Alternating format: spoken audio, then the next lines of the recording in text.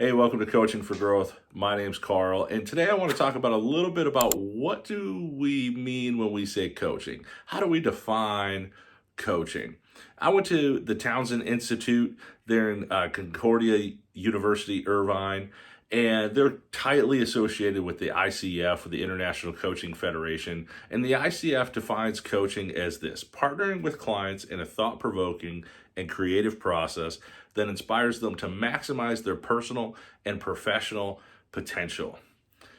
What's that mean? What are we talking about when we mean that? And when we talk about coaching, I'm not coming to you with here's your list of things that you need to improve and fix and do, and here's your plan and your schedule. I'm not a fitness coach. I'm not telling you how many push-ups to do, how many books to read, how many blogs to write, or anything like that. We're looking at what your focus is, what your desire, your next step, that potential that you want to reach towards. What is that, and how can I help you achieve it? And this is what I know. Nobody knows you better than you. You understand your motivations, you understand your desires, you understand the hurdles that you have to handle in life.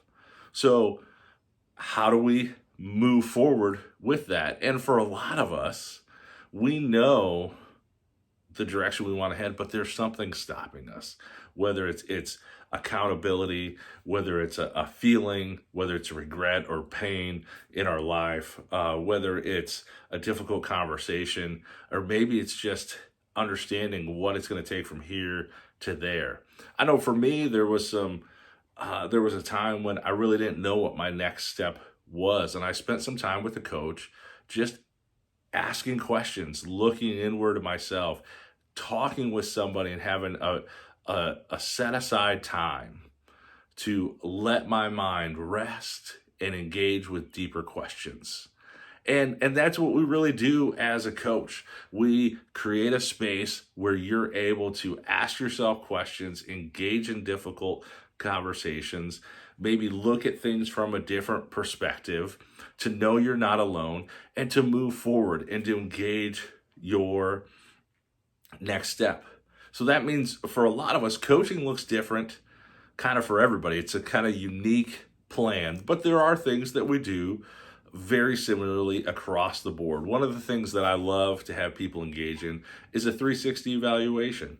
This is just showing 6 to 10 of your loved ones, the people you trust the most, to let them anonymously speak into your life through a survey. And this is great because it's an opportunity for us to understand how we're perceived through other people's eyes, to know this is how, oh, when I do this, when I act like that, I come across as kind of a jerk, or I come across as meek, or I come across as intimidating. And so understanding, oh, this is how I'm seen, can help us move forward. One of the things that I also love to do is do a TPRAT, a Townsend Relational Practical Assessment. And this helps us know of the 4 areas: adulthood, attachment, separation, integration, what are the things that we struggle with the most? And I'll tell you, for me personally, it's that integration piece. Another tool may be a DISC study to understand kind of our strengths and our weaknesses, or a tool comparison. Patrick Lencioni just released one that's very, very good. And so we'll go and we'll dive in that. We'll create a plan to help you achieve your goals and be a team together to do that. I love the words of Jesus when he talked about the parable in the fig tree in Luke. And I'll share this verse with you here. Luke 13, 6 through 9. Then he told this parable. A man had a fig tree growing in his vineyard, and he went to look for fruit on it, but it did not find any. So he said to the man who took care of the vineyard, "For 3 years now I have been coming to look for fruit on this fig tree and haven't found any. Cut it down. Why should it use up the soil?" "Sir," the man replied, "leave it alone for 1 more year, and I'll dig around it and fertilize it. If it bears fruit next year, fine. If not, then I'll cut it down." And I love this story that Jesus tells. And so often in our lives, we have fruit coming out, and it's not always the fruit we want. Sometimes we have this fruit of maybe laziness or procrastination, or again, it's just not the direction we want to head. And we think that if I could just yell at or fix this fruit, or if I get a new plan that I can tape onto this fruit, that it'll change it. But that's not the truth.